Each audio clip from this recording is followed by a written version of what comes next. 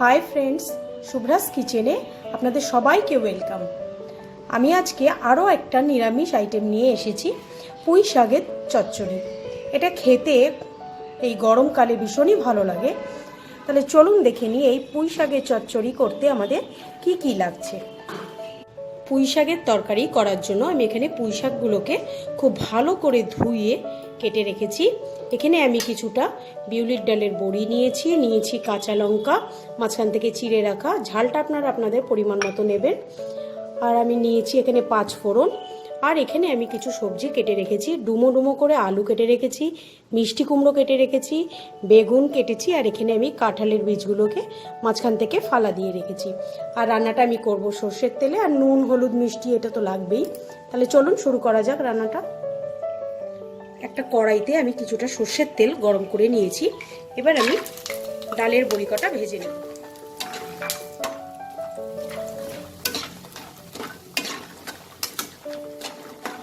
হালকা ব্রাউন হলে এটাকে আমি তুলে নেব।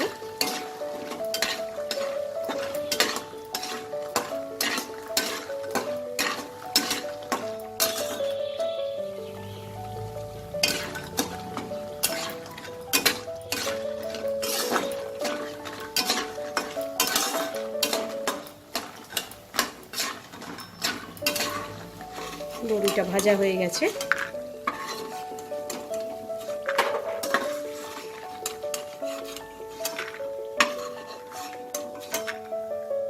এবার আমি এই তেলে কাঁচা লঙ্কা কটা দিয়ে দেব। এবার আমি 5 ফোড়ন দিয়ে দেবো। কাঁচা লঙ্কা আর 5 ফোড়নটা থেকে খুব সুন্দর একটা গন্ধ বেরোলে আমি সবগুলো তরকারি দিয়ে দেবো। এবার আমি সব সবজিগুলো দিয়ে দেবো।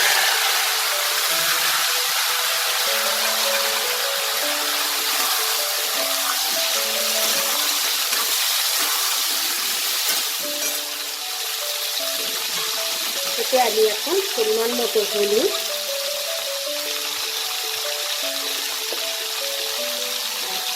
পরিমাণ মতো নুন দেব, দিয়ে এটাকে খুব ভালো করে নাড়াচাড়া করে নেব।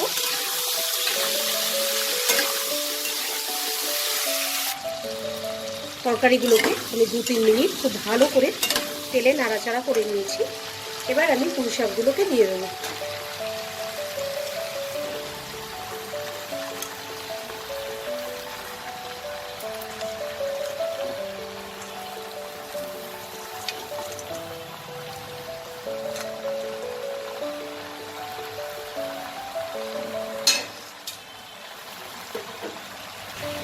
পুঁই শাকটা দিয়ে আমি এটাকে চাপা ঢাকা দিয়ে 10 মিনিট এইভাবে আমি রেখে দেব। 10 মিনিট পর আমি ঢাকাটাকে তুলে নেব। নিয়ে এবার এটাকে একটু ভালো করে নেড়ে দেব।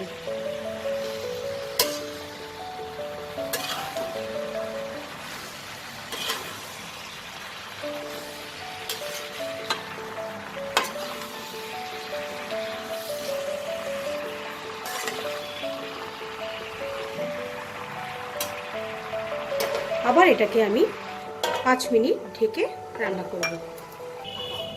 5 মিনিট পর আমি ঢাকাটাকে খুলে নেব। আবার দেখুন পুঁই শাকটা থেকে আমার কতটা জল বেরিয়েছে।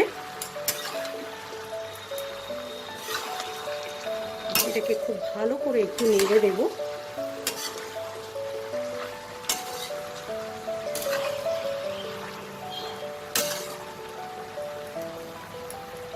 এবার এতে আমি একটু জল অ্যাড করব।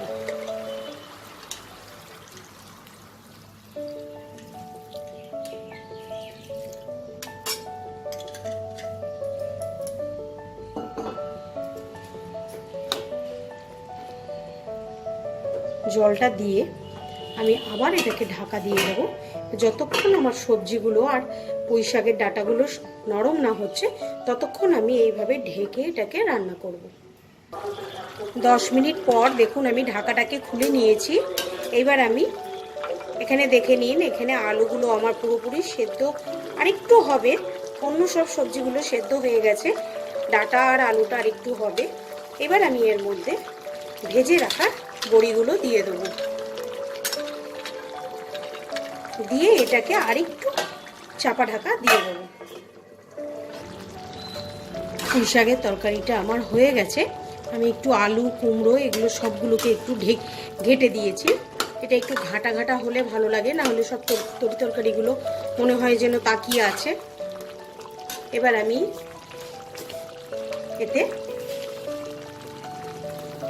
পরিমাণ মতো চিনি দেব। নিরামিষ তরকারি একটু মিষ্টি মিষ্টি ভালো লাগে। এই সময় আপনারা নুনটাকেও টেস্ট করে অ্যাডজাস্ট করে নিতে পারেন।